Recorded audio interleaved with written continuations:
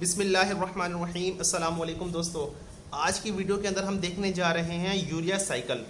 इससे पहले की वीडियो में हमने देखा था कि प्रोटीन की कैटाबॉलिज्म होती है। दो मैकेनिज्म होते हैं प्रोटीन या अमाइनो एसिड की कैटाबॉलिज्म के। एक मैकेनिज्म तो होता है हमारे पास ट्रांसअमाइनेशन का मैकेनिज्म, और दूसरा मैकेनिज्म हमारे पास होता है डी अमाइनेशन का। दोनों मैकेनिज्म क्या काम करते हैं? ये अमाइनो एसिड से अमाइनो ग्रुप को रिमूवल करवाते हैं। अच्छा, जब अमाइनो ग्रुप रिमूव हो जाएगा तो अमाइनो ग्रुप पेरिफेरल टिश्यू से, जो प्रोटीन की मेटाबॉलिज्म हुई है पेरिफेरल टिश्यू में, वहाँ से जो अमाइनो ग्रुप रिमूव होगा तो वो ब्लड के ज़रिए जाएगा लिवर में। तो अब ब्लड, क्योंकि अमोनिया तो high toxic form toxic substance है, ठीक है, तो वो ब्लड में डायरेक्ट नहीं जा सकता। तो क्या काम करता है जी, हमारे पेरिफेरल टिश्यूज़ वो दो ऐसे सब्सटेंस रिलीज़ करते हैं जो अमोनिया को लेके जाते हैं पेरिफेरल टिश्यूज़ से लिवर के अंदर, ठीक है। उसमें एक तो था ग्लूटामीन और दूसरा था एलेनिन। ये हम पिछली वीडियो के अंदर डिटेल में देख चुके हैं। तो अगर आपने अभी तक नहीं देखा तो आप वो वीडियो देखें, उसके बाद इस वीडियो के अंदर आप आएँ और यूरिया साइकिल को स्टडी करें, सही है। अब आ गया जी, अमोनिया आ गया लिवर के अंदर। लिवर के अंदर कुदरत ने एक ऐसा मैकेनिज्म रखा है, वो क्या काम करता है, जो हमारे पास अमोनिया है, जो हाई टॉक्सिक फॉर्म है अमोनिया की, अमोनिया जो है हाई टॉक्सिक फॉर्म के अंदर होता है, वो कन्वर्ट कर देगा हाई टॉक्सिक फॉर्म को into less toxic form urea, सही है। तो ये मेन फंक्शन है लीवर का। क्या फंक्शन है लीवर का? वो ये है कि हाईली टॉक्सिक फॉर्म जो है अमोनिया, उसको कन्वर्ट कर देगा लेस टॉक्सिक फॉर्म के अंदर, सही है। सबसे पहले हम देखते हैं यूरिया का स्ट्रक्चर। अगर हम यूरिया का स्ट्रक्चर ड्रॉ करें तो हमें पता चलता है यूरिया जो है उस दो नाइट्रोजन मॉलिक्यूल होते हैं यूरिया के अंदर, सही है। दो नाइट्रोजन मॉलिक्यूल होते हैं यूरिया के अंदर और एक कार्बन और ऑक्सीजन होता है। अगर हम देखें तो एक नाइट्रोजन जो है यूरिया का, वो हमारे पास आता है अमोनिया से, सही है। और अगर हम देखें तो दूसरा नाइट्रोजन आता है हमारे पास एस्पार्टेट, अमाइनो एसिड एस्पार्टेट, वहाँ से आता है। अब अगर हम देखें, ये जो बोथ एस्पार्टेट और अमोनिया दोनों को बनाते हैं एक और अमाइनो एसिड जिसको हम कहते हैं ग्लूटामेट। ग्लूटामेट जो एस्पार्टेट को बनाएगा वो बनाएगा ट्रांसअमाइनेशन से, ठीक है। ये ट्रांसअमाइनेशन से बनता है। ट्रांसअमाइनेशन का प्रोसेस है जो हम पिछली वीडियो के अंदर डिटेल में देख चुके हैं। अगर आपको अभी तक समझ नहीं आया तो आप पिछली वीडियो में जाके इसको देखें। उसके बाद जो है अमोनिया ग्लूटामेट बनाता है डीअमाइनेशन से। डीअमाइनेशन ये भी हमने पिछली वीडियो में एक्सप्लेन किया, सही है, डीअमाइनेशन। अब जो एक नाइट्रोजन तो हमारे पास आया जी अमोनिया से, सही है, और दूसरा नाइट्रोजन हमारे पास आया एस्पार्टेट से। अच्छा, अब ये जो हमारे पास है कार्बन एंड ऑक्सीजन, ये हमारे पास आते हैं बाइकार्बोनेट से। तो ये था यूरिया के स्ट्रक्चर के बारे में। तो मैंने आपको थोड़ा सा बता दिया इसका स्ट्रक्चर कि एक नाइट्रोजन हमारे पास आया अमोनिया से और दूसरा नाइट्रोजन हमारे पास आया एस्पार्टेट से, और ये दोनों बेसिकली आते हैं हमारे पास ग्लूटामेट से जो एस्पार्टेट बनेगा ट्रांसअमाइनेशन से, और जो अमोनिया बनेगा वो बनेगा हमारे पास डीअमाइनेशन से, सही है। अच्छा, इसके कुछ प्रोडक्ट्स, अब यूरिया साइकिल जो है इसके अंदर ना कुछ रिएक्टेंट्स होते हैं। वो जो रिएक्टेंट्स होते हैं वो यूरिया साइकिल के अंदर कन्वर्ट हो जाते हैं डिफरेंट प्रोडक्ट्स के अंदर, सही है। तो यूरिया साइकिल के अंदर जो रिएक्टेंट्स होते हैं ना उनको देखते हैं। सबसे पहले हमारे पास जो इसमें यूज़ होगा वो 3 ATP, 3 मॉलिक्यूल ऑफ ATP, सही है। इसके बाद एक अमोनिया का मॉलिक्यूल यूज़ होगा, एक एस्पार्टेट का मॉलिक्यूल यूज़ होगा, एस्पार्टेट का मॉलिक्यूल इसमें यूज़ होगा। ये 3 हमारे पास रिएक्टेंट हैं जो यूरिया साइकिल के अंदर यूज़ होंगे, और इससे हमारे पास बनेगा यूरिया। प्रोडक्ट जो हमारा है वो यूरिया। अब यूरिया के अंदर बेसिकली जो होते हैं स्टेप्स, अगर इसके स्टेप्स की बात करें तो 5 स्टेप्स होते हैं यूरिया साइकिल के। 5 स्टेप्स होते हैं यूरिया साइकिल के, सही है, 5 स्टेप्स। 5 में से जो 3 स्टेप्स होते हैं वो तो हमारे पास होते हैं साइटोसोल के अंदर, और जो 2 स्टेप्स होते हैं वो होते हैं माइटोकॉन्ड्रिया के अंदर, सही है। ये जो 2 स्टेप माइटोकॉन्ड्रिया में होते हैं, फर्स्ट 2 स्टेप्स होते हैं माइटोकॉन्ड्रिया के अंदर। उसके बाद जो नेक्स्ट 3 स्टेप्स होते हैं साइटोसोल के अंदर, सही है। अच्छा, ये था हमारे पास थोड़ा सा बेसिक सा इंट्रोडक्शन यूरिया साइकिल के बारे में। अब हम इसको डिटेल में स्टडी करते हैं। सबसे पहले तो हम देखें तो यूरिया साइकिल के 5 रिएक्शंस होते हैं यूरिया साइकिल में जो इन्वॉल्व होते हैं। पहला होता है हमारे पास कार्बामाइल फॉस्फेट फॉर्मेशन, सही है। उसके बाद हमारे पास अगर हम दूसरा मैकेनिज्म देखें इसका यूरिया साइकिल का, दूसरा जो रिएक्शन है वो, उसके बाद सिटोलिन फॉर्मेशन, आर्जिनोसक्सिनेट फॉर्मेशन होती है तीसरे नंबर पर। चौथा रिएक्शन होता है हमारे पास आर्जिनोसक्सिनेट क्लीवेज, आर्जिनोसक्सिनेट की क्लीवेज, और 5वां होता है आर्जिनिन क्लीव टू ऑर्निथीन, सही है। तो हम ये देखने जा रहे हैं, इसको स्टडी करते हैं डिटेल में।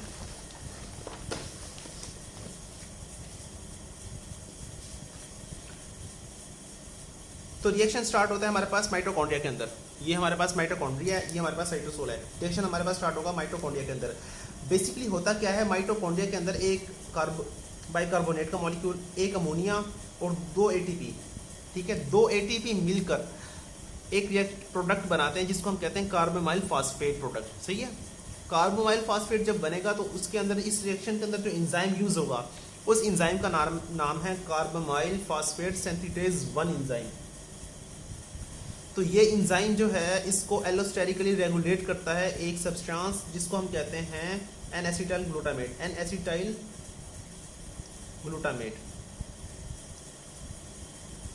ये इसको रेगुलेट करेगा। इसका एलोस्टेरिक रेगुलेटर है, पॉजिटिव एलोस्टेरिक रेगुलेटर। यानी जब भी एन एसिटाइल ग्लूटामेट माइटोकॉन्ड्रिया के अंदर प्रेजेंट होगा तो वो इस एंजाइम को एक्टिवेट करेगा। जब इस एंजाइम को एक्टिवेट करेगा तो क्या होगा, हमारे पास जो बाइकार्बोनेट, अमोनिया और 2 एटीपी मॉलिक्यूल रिएक्ट करेंगे एक दूसरे के साथ और वो बना देंगे कार्बोमाइल फॉस्फेट।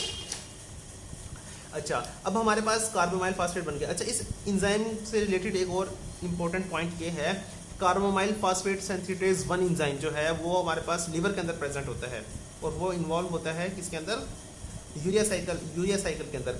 इसके अलावा जो एक और एंजाइम होता है कार्बोमाइल फॉस्फेट सिंथेटेज 2 एंजाइम होता है, CPS2। ये एंजाइम जो है वो न्यूक्लियोटाइड की मेटाबॉलिज्म के अंदर ये एंजाइम इन्वॉल्व होता है। तो ये एंजाइम इसका important function, carbamoyl phosphate CPS1 जो है वो यूरिया साइकिल के अंदर इन्वॉल्व होता है और CPS2 है जो वो न्यूक्लियोटाइड के मेटाबॉलिज्म के अंदर इन्वॉल्व होता है। अच्छा, अब हमारे पास बन गया जी कार्बोमाइल फॉस्फेट। अब कार्बोमाइल फॉस्फेट तो बन गया, अब कार्बोमाइल फॉस्फेट रिएक्ट करेगा ऑर्निथीन के साथ। सही है। जब ये ऑर्निथीन के साथ रिएक्ट करेगा कार्बोमाइल फॉस्फेट तो एक कंपाउंड बनाएगा जिसको हम कहते हैं सिट्रोलिन। तो पहला जो रिएक्शन था वो भी माइटोकॉन्ड्रिया के अंदर हुआ था, दूसरा जो रिएक्शन है वो भी माइटोकॉन्ड्रिया के अंदर होगा। उसमें ये जो होगा, कार्बोमाइल फॉस्फेट रिएक्ट करेगा ऑर्निथीन के साथ और वो बना लेगा सिट्रोलिन। तो जो एंजाइम इसमें इन्वॉल्व होगा उसको हम कहते हैं OTC enzyme, ornithine transcarboxylase. ठीक है। अब इसमें सिट्रोलिन बन गया। अब ये जो सिट्रोलिन बना तो ये जाएगा माइटोकॉन्ड्रिया से बाहर साइटोसोल के अंदर। ये साइटोसोल माइटोकॉन्ड्रिया, सिट्रोलिन माइटोकॉन्ड्रिया से बाहर जाएगा। सही है। तो ये दूसरा हमारे पास दूसरा जो रिएक्शन था, दूसरा स्टेप था वो था जी सिट्रोलिन की फॉर्मेशन। अब सिट्रोलिन की फॉर्मेशन तो हो गई है, सिट्रोलिन जाएगा माइटोकॉन्ड्रिया से बाहर। तो इसमें एक पॉइंट जो याद रखने वाला है वो ये है कि जो सिट्रोलिन जाता है बाहर और ऑर्निथीन जो है माइटोकॉन्ड्रिया के अंदर आता है, दोनों को एक ही ट्रांसपोर्टर, एक को बाहर ट्रांसपोर्ट करता है और एक ही ट्रांसपोर्टर उसको अंदर ट्रांसपोर्ट करता है। ठीक है। तो ऐसा मैकेनिज्म, ऐसा ट्रांसपोर्ट जो एक सब्सटेंस को बाहर ट्रांसपोर्ट करे, एक को अंदर करे, यानी ऑपोजिट डायरेक्शन में ट्रांसपोर्ट करे, तो उसको हम कहते हैं एंटी ट्रांसपोर्टर। तो ठीक है, ये एंटी ट्रांसपोर्ट का मैकेनिज्म है जिसके जरिए सिट्रोलिन और ऑर्निथीन से माइटोकॉन्ड्रिया के अंदर और बाहर आते जाते हैं। सही है। उसके बाद अब सिट्रोलिन आ गया बाहर साइटोसोल में। अब साइटोसोल के अंदर सिट्रोलिन आ गया तो रिएक्ट करेगा एस्पार्टेट के साथ। एस्पार्टेट भी हमारे पास एक अमाइनो एसिड है। मैंने आपको बताया था कि एक अमाइनो, तो अमोनिया का जो एक नाइट्रोजन है यूरिया का, वो तो हमारे पास आया जी अमोनिया से। सही है। और जो दूसरा आएगा नाइट्रोजन वो हमारे पास आएगा एस्पार्टेट से। एस्पार्टेट ने रिएक्ट किया सिट्रोलिन के साथ तो दोनों ने बना दिया आर्जिनोसक्सीनेट। तो जो एंजाइम इस रिएक्शन के अंदर इन्वॉल्व होगा उसको हम कहेंगे आर्जिनोसक्सीनेट सिंथेटेज एंजाइम। इस रिएक्शन के बारे में जो इंपॉर्टेंट पॉइंट याद रखना है वो आपने ये है कि जो तीसरा एटीपी मॉलिक्यूल है ना, तीसरा एटीपी, ये तीसरा एटीपी, पहले दो हो गए थे इधर, पहले स्टेप के अंदर 2 एटीपी के मॉलिक्यूल यूज हो गए थे। जो तीसरा है वो इस स्टेप के अंदर आर्जिनोसक्सीनेट की फॉर्मेशन के अंदर तीसरा एटीपी मॉलिक्यूल यूज होगा यूरिया साइकिल के अंदर। इसके बाद कहीं और एटीपी मॉलिक्यूल यूज नहीं होगा। तो ये हमारे पास था तीसरा स्टेप। अब हमारे पास आर्जिनोसक्सीनेट बन गया। सही है। अब आर्जिनोसक्सीनेट अब बन गया है। अब आर्जिनोसक्सीनेट की होगी क्लीवेज।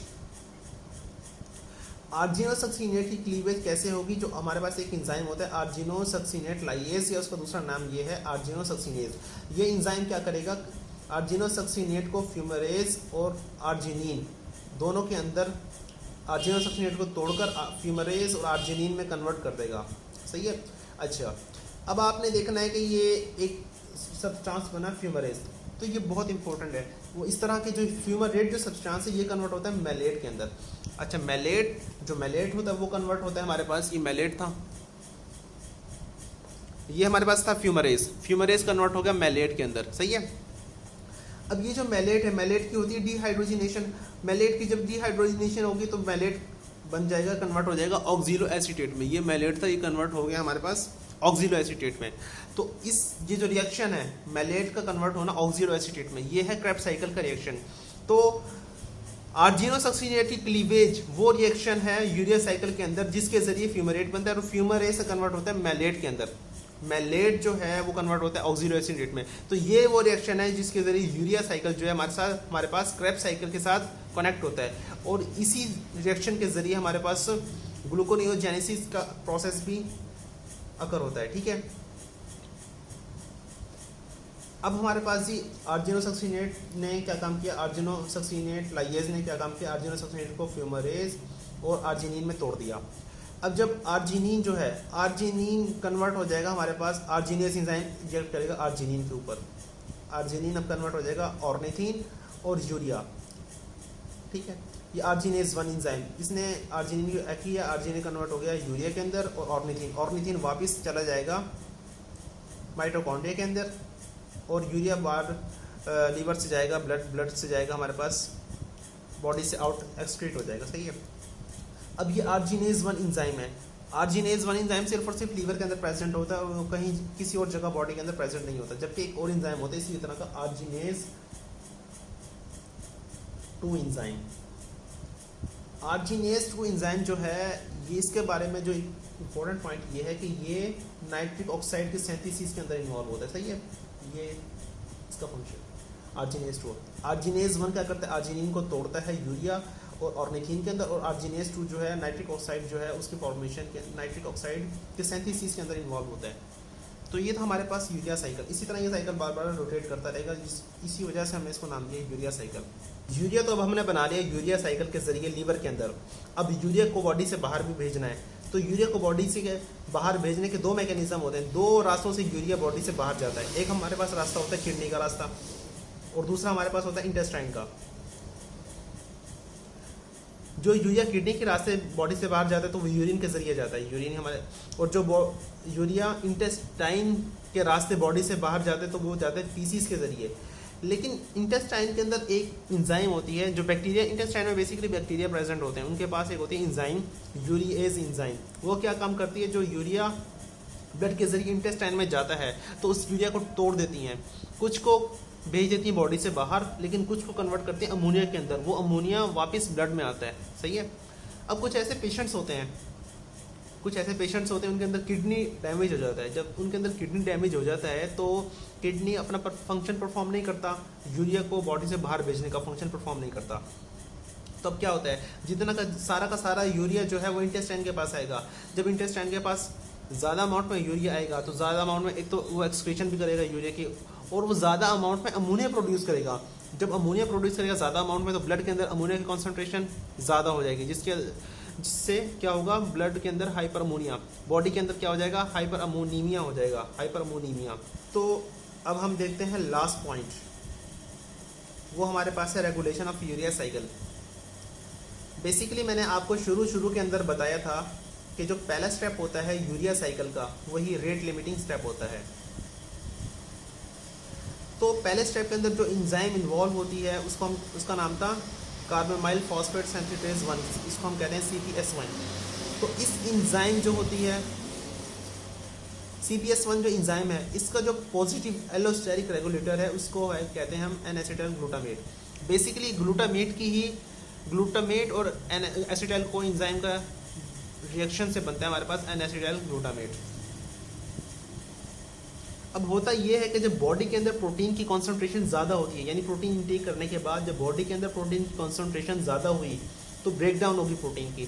जब प्रोटीन की ब्रेक डाउन होगी तो हमारे पास डिफरेंट अमाइनो एसिड्स बनेंगे, उसके बाद ट्रांसअमाइनेशन का रिएक्शन होगा जिससे हमारे पास बनता है ग्लूटामेट, ठीक है।